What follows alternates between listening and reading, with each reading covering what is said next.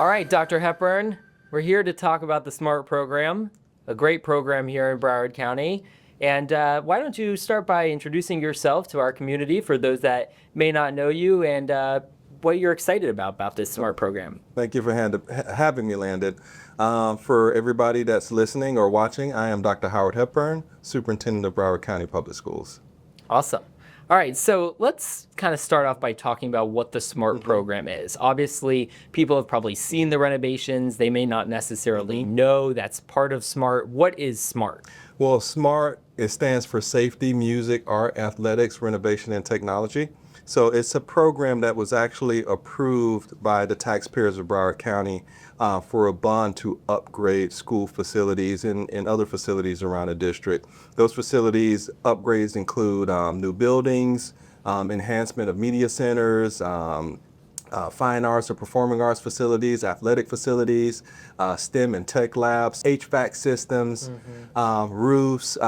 It included a lot of projects to make sure facilities were modern and upgraded to create a better environment for students that are attending schools. Absolutely. And our students feel the impacts of it. It makes their school experience better. So we're doing things that help kids and doing things that help our employees. Absolutely. So these investments are phenomenal.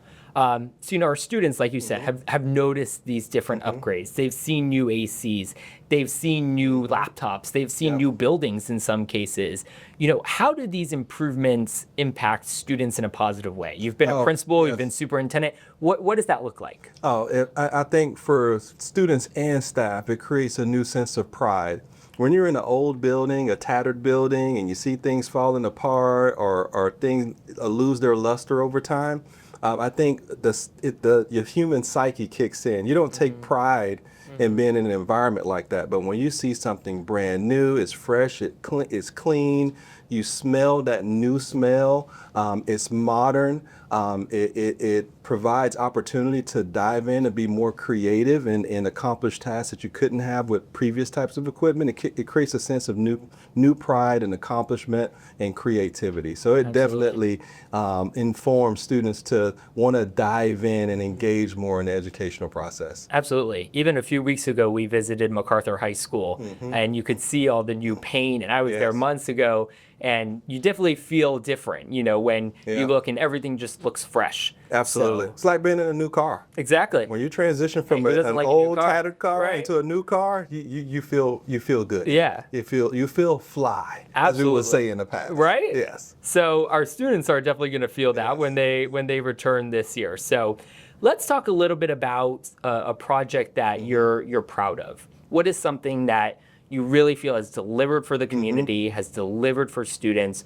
What makes you proud of this program? Yeah, I can think of two of them off the top of my head. One is Northeast High School, and I remember doing that ribbon cutting, a brand new state-of-the-art modern building versus some of the other parts of the facilities that the students were used to. And again, walking into that building, seeing modern classrooms, even the hallways were different, where you had little coves built into the hallways where students can actually sit down and collaborate with each other. The other one is Stranahan High School, brand new state-of-the-art cafeteria. Yeah. I mean, when we did that ribbon cutting, to see the glow on the students' faces, modern facilities to serve food to students. They had a mixture of benches and tables and high tops. What kind of cafeteria do you see around like that, right? It looks like a mall food court. It does. It reminds you of being in the mall food court or even some upscale, modern type casual dining restaurants. So it's kind of replicating that feel of being out and about in modern areas around town. And our students can actually enjoy that right there at their school. So those are two that definitely come off the top of my head. I remember I was at Stranahan the week that the cafeteria opened, and the students were telling me they won't let us leave the cafeteria. They just want us to be in there and see it. And I think that's a perfect testament. Yeah, and a large courtyard outside the cafeteria, so they can have outside activities too. Absolutely. So it's a pretty cool facility. So I want to go back to Northeast a little bit, because we have some other renovations across the district or replacement buildings that have really improved safety. When we're building new buildings, we're looking at the highest level safety and security improvements that you can have anywhere. Yes, is it a brand new building? Is it clean? Yep. Absolutely, but it's also safe and secure. Correct. So let's talk a little bit about safety. That is everybody's core mission, Yes, right? To absolutely. make sure that our schools are safe and secure. So let's talk a little bit about the single point of entry. Let's start there, and at the entry point, both Yes. metaphorically and literally here, Yes, right? yes. So what has the Smart Bond done for these single point of entries? Well, what the Smart Bond has done for single point of entries is enable us to build single point of entry for every school. Right. So that was a top priority by Broward County Public Schools, as well as the state of Florida, as we changed rules and regulations around safety. We wanted to make sure that every school had a single point of entry that was safe, that was monitored, Right. that required any visitor to check in appropriately, where they can't get access to our kids and go through other entryways within the school. Right. And that's in addition to all the other enhancements, Correct. locked doors, all these things that Yes, we absolutely. have to make sure our community Yes. is safe. And really this program has made that possible. It absolutely made that possible, including other enhancements within the scope of work when we're Right. renovating or building new buildings. Absolutely. Yes. So let's address maybe some of the challenges that have come with this program. Yeah. You are not a person that denies that Yeah. there's been challenges. It's a Absolutely. long program, yeah. but it's something that benefits our students in the end. And I think that's why we continue going down, making sure we stay committed to this. So there's been some change in schedules and timeframes. Everybody knows that, right? But what are the things moving forward that are being done to accelerate the work, Yeah. make sure that these campuses get the needed improvements that they desperately deserve? Yeah, I think the first strategy is bringing in the right leadership. We brought in a new COO who's probably the best chief operations officer in the country. Shout out to Ms. Paul. Yeah, absolutely, Ms. Wanda Paul, who can help facilitate that work, making sure it's in a collaborative environment, bringing everybody that is actually making decisions to the table and being able to Absolutely. address challenges together faster. And so that helps accelerate the work. And boots on the ground, going out and seeing what the work looks like, talking to the contractors, figuring out what their barriers are, and coming back together and solving those problems together in a collaborative way. And so those little simple strategies actually accelerate the work. I think in the past, you had a lot of isolation. You had a challenge that was identified, but there was not a lot of collaboration amongst a larger group to address those challenges. So that person was left alone to themselves to try and solve a problem that they may not have the capabilities to do at that time. Right. So just simple collaboration, having the right leader at the helm who actually has the capacity and understands what the work looks like. Ms. Paul has built schools, many schools in her tenure, and some of them fast and under budget. And so she brings a lot of experience to Broward County Public Schools to help us accelerate our work. Absolutely. And that, like you said, that factor of the community involvement, but also the business community involvement. I want to talk a little bit about that. This has impacted our students and our staff and our school communities. What has this program meant for our local vendors, our local business partners who have been able to bid on these projects, receive work for these projects? They're making an impact on the future of their community. So let's talk a little bit about that. What does that look like? It's awesome. It's tremendous to be able to ensure that local businesses are a large part of this work. It's immediate economic impact to our local communities as contractors are hiring subcontractors and hiring other folks who are doing electrical work, HVAC work, or simply laying blocks or pouring concrete. And everybody is garnering some funds, right, in a paycheck. And they go back out there to their communities and they're spending that money in their local businesses. Right. And then those local businesses have folks that they're hiring and scaling out because of the need. And so it's just this ecosystem that's It's an economic created engine. exactly locally by us hiring local contractors to do the work. So it's a tremendous impact to our local communities. Yeah. Yep. When we were at MacArthur as well, they were saying, there's 60, 70 people coming to work here every day that are working on these projects. That's fantastic for our local community. Yeah, absolutely. So let's get a little bit more into kind of what some of these projects have looked like. We've talked about the building replacement, but let's talk about renovation because yes, you can build a new building, that's phenomenal, but some of our campuses just need a little bit of renovation. So we've got STEM labs, we've got media centers, we have culinary labs. As a principal, maybe putting your principal hat back on, what do those programs mean for our students? You know, looking at even Deerfield Beach High School when we did a site visit, that's a brand new culinary lab for our culinary program. What does that mean for students and staff at that school? It means a lot. Students and staff are immersed in facilities that are industry standard. Right. So if the industry is utilizing modern and state-of-the-art equipment, and we have kids or staff using old, outdated equipment, when they get out into the real world and trying to immerse themselves in those careers, they're going to be a step behind. So it's important that we have industry standard, state-of-the-art equipment and facilities so that students and staff are working on things that are relevant in real world. And so it gives a leg up to the students that are coming out of those programs. So it's a tremendous impact on our kids. I've heard from one kid who went to, I want to say Clemson for engineering, and he was telling me about the STEM program that he was in at a local high school here in Orange County. And he told me, the things that I learned, the equipment that I used in the STEM lab, I was way ahead of everybody in my incoming class.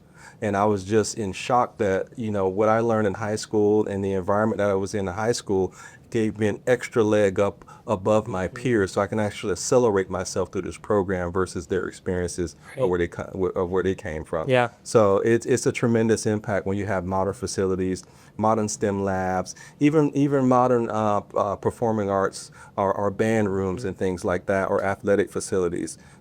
It matters. It gives kids the opportunity to engage in things that are real world, that are relevant. They're not a step behind with outdated equipment and outdated facilities. And that's why people choose our schools, yes, right? absolutely. That positions us as the best choice. Yes. You know? All right, so let's talk about the School Choice Enhancement Program. These were the programs that allowed our schools to have choice in what the renovation or maybe an improvement would look like. So let's talk about the money they got, how they decided what to do with it, and some of the results of that. Yeah, so each school received $100,000 based on a vote from their school community.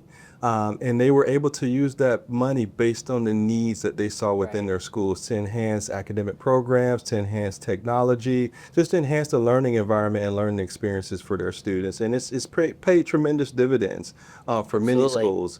I've seen some schools use that to buy additional technology, leverage more technology in the classroom, more student interest opportunities. So they've been leveraging in it differently based on the needs of their actually school and community. And that's important, right? Yep. Schools know what's best for them. Exactly. And these renovation projects were maybe a higher level, but those school choice enhancements really support the actual school choice, making people want to go to those schools, but also just improves that experience. Yeah, you're giving school leaders, school families, communities autonomy, right, to do what's best for their students based on specific needs that are unique to them.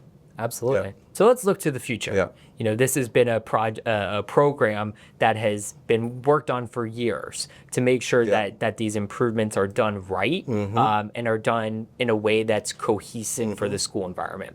But we know that there's always capital needs. There's always things that students and our staff deserve to have better facilities. What comes next? What's the work being done right now to lay the foundation for the future? The program is sunsetting soon. Right. But like you said, we always have capital needs. So we're always working on small capital projects, but we do have a large project going on right now that we call a facility conditions assessment, where we've hired an outside company to come into the district and review all of our facilities from top to bottom, from floor to roof, from electric outlet to switch, to HVAC system, you name it. They're looking at everything. And so they give us a very detailed report to identify needs and gaps and kind of help us prioritize where we should go from there and tackle those capital needs. And then that's going to help us inform our board about our needs and next steps of how we fund those needs to continue to make sure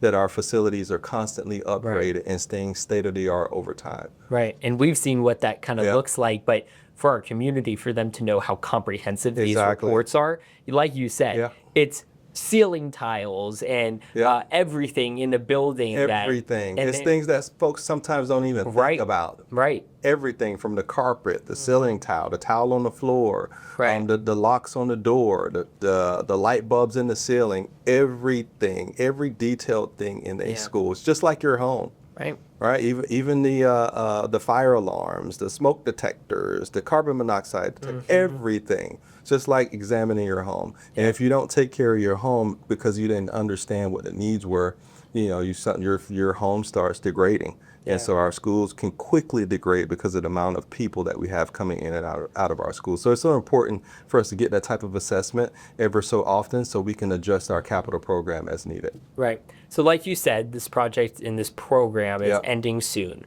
How can people stay involved? How can they ask questions? How can they advocate for what they feel their school needs? Yeah, so you can communicate with us directly. You can email us and my staff.